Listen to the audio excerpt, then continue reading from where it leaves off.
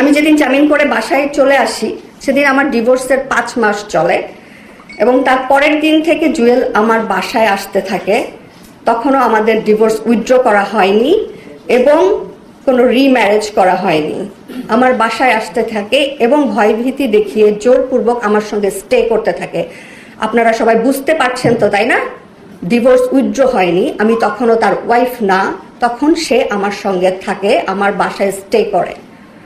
Divorce withdraw করে তারও 2 মাস, minimum 1.5 মাস পরে, এবং কোনো রকম একটা কাগজের সাইন নিয়ে সে আমার সাথে রিম্যারেজের একটা নাটক করে আমার সাথে আবার থাকে। এখনো পর্যন্ত আমি 3য় বার তাকে ডিভোর্স দেইনি, এখনো আমি তার ওয়াইফ।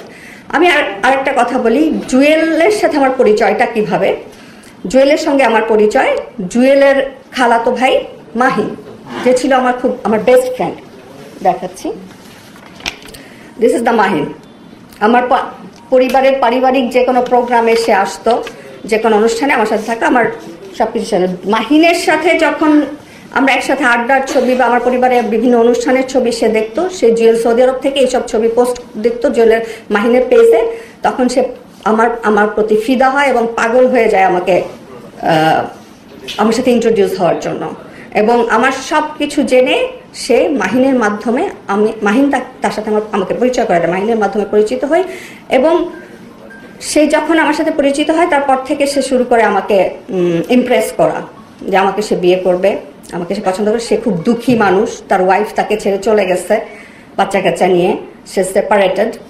তো আসলে যখন বিয়ের ঠিক 3 দিন পরে আমি জানতে পারি সে সেপারেটেড না, কারণ 3 থেকে 4 দিন পরে আমার যখন শুটিং থাকে, আমাকে বিয়ে করে আমার মায়ের বাসাতেই রাখে জুয়েল।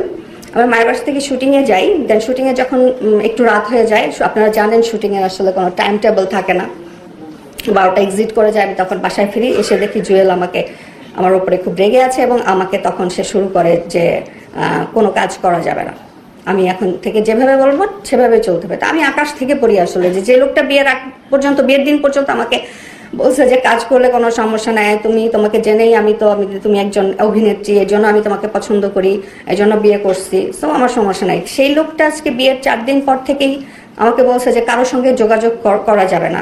ইভেন ধরেন আপনারা যে কোনো একজন সাংবাদিক আমার কোনো ইন্টারভিউ নেবেন, আমাকে ফোন দিয়েছেন, সেই ফোনের জেল ধরে ওই টর্চারটা আমাকে হতে হয়েছে। সাংবাদিক কিন্তু জানে না যে আমার ওপর দিয়ে তখন কে গেছে। আমাকে তখন গায়ে হাত তোলা থেকে শুরু করে, আর মেন্টাল টর্চারের কথা বলাই বাহুল্য, এটা আমি আর কি বলবো। তো কেন সাংবাদিক আমাকে ফোন দিল এত রাতে? সাংবাদিকের সাথে কোনো যোগাযোগ করা যাবে না, কোনো মিডিয়া পার্সনের সাথে কোনো যোগাযোগ করা যাবে না। আমি আকাশ থেকে বলি, যে মানুষটা আমি এতদিন ধরে আমি অভিনয় করে যাচ্ছি, আমি কাজ করে যাচ্ছি, আমি ইন্ডিপেন্ডেন্ট একজন মানুষ, হঠাৎ করে আমাকে যদি এরকম করে কেউ বন্দি করতে চায়, তো আমার উপর দিয়ে আসলে কি যাওয়ার কথা সেটা আপনারা হয়তো বা রিয়েলাইজ করতে পারবেন। দেন এটা যখন আমি রাজি হই না, যে না কেন করব না আমি অভিনয়, তখন থেকেই শুরু হয় যে হুমকিটা, যে দেখছো আমার সাথে কাদের সাথে খাতির, আমি কাদের, তখন সে নিজে থেকেই বলে যে সে কি করে আসলে। সে হুমকি দিতে চেয়েই সে নিজে বলে দেয় যে ওই স্বরাষ্ট্রমন্ত্রীর টাকা পাচার করে, সে ওই ফজলে রাব্বি ছিল ডেপুটি স্পিকার, তার টাকা পয়সা, তার সাথে খুব ভালো সম্পর্ক, আরও অন্য যারা শাহজাহান খান যেসব মন্ত্রী ছিল তাদের সাথে তার কি সম্পর্ক, এবং টাকা পাচার করতো। তো তারা তাকে বলতে পাগল। এবং আমি নিজেও দেখেছি তাদের সাথে যখন আমারই সামনে ফোনে কনভারসেশন তার হয়, ফোনে কথোপকথন, আমি নিজে দেখেছি যে একজন মন্ত্রী কিভাবে। জুয়েল কিন্তু আসলে কোনো সাংগঠনিক আওয়ামী লীগের নেতা ছিল না, তার কেন এত পাওয়ার ছিল? টাকার ব্যাপার ছিল এখানে, এবং মেয়েবাজির ব্যাপারও ছিল। ওদেরকে মেয়ে সাপ্লাই দেওয়া থেকে শুরু করে, এবং টাকার ব্যাপারটাই বেশি ছিল। মেয়ে হয়তো কম দিত, কিন্তু আমি যতটুকু দেখেছি আমার নিজের চোখে, এবং আমি রিয়েলাইজ করেছি আমার জীবন দিয়ে, যে ওদের টাকা কিভাবে জুয়েল পাচার করত বাংলাদেশ থেকে। তো এটা যখন আমি জেনে যাই, তখন সে আমাকে তার গ্রিপ থেকে ছুটতে দেয় না। তখন আমি 2 বার ডিভোর্স আমি দিয়েছি, সে যেসব ব্লেম আমাকে করেছে, তা আমি যদি এত খারাপ মেয়ে হব, তাহলে সেখানে আমাকে রাখতে চাইবে তার লাইফে, আমি তো রাখতে চাইনি। আমাকে দ্বিতীয়বার যখন ডিভোর্স উইথড্র করিয়ে জেল থেকে ছাড়িয়ে আনা হয়, তখন আমাকে ধানমন্ডির একটা ভাড়া বাসায় গৃহবন্দী করে রাখে। এবং গৃহবন্দী করে রাখার 1.5 বছরের মাথায় আমি আমার ছেলেকে স্টুডেন্ট ভিসায় ইউএসএতে পাঠিয়ে দিই।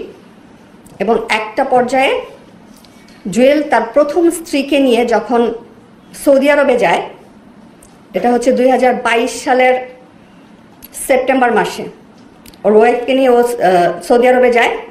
এবং আল্লাহর রহমত, আমি কোনো মানুষের আমি পুরো হেল্পলেস ছিলাম, আপনারা জানেন, কেউ আমাকে কোনো হেল্প করতে পারে নাই, কিন্তু আমাকে শুধুমাত্র সৃষ্টিকর্তা হেল্প করেছে। আমার 2-1 খুব কাছে, খুব শুভাকাঙ্ক্ষী বন্ধু আমাকে জাস্ট বলল যে এই আইডিয়াটা দিল, যে এর কাছ থেকে তারা জানতো আমি কিভাবে টর্চার হচ্ছি, শুরু থেকেই জানতো। তারা আমাকে বললো যে তোর একমাত্র উপায় হচ্ছে যে তুই ভালো কোনো কান্ট্রিতে তোর চলে যেতে হবে, এর কাছ থেকে মুক্তির একমাত্র উপায়। এবং আমি প্রথমে যেতে চাইনি, যে আমি গেলে আমার ফ্যামিলিকে সে আবারও মিথ্যা মামলায় জড়াবে বা টর্চার করবে। তো ওরা আমাকে এনশিওর করলো যে তুই দেশের বাইরে চলে গেলে, ভালো কোনো কান্ট্রিতে গেলে সে কিছু করতে পারবে না। ইভেন তাই হয়েছে। জুয়েল যখন তার প্রথম স্ত্রীকে নিয়ে সৌদি আরবে যায়, এই ফাঁকে আমি আল্লাহর কাছে শুধু চাইতাম এখান থেকে মুক্তি, এবং আল্লাহ আমাকে মিলাই দিছে। আমি 1 দিনের মধ্যে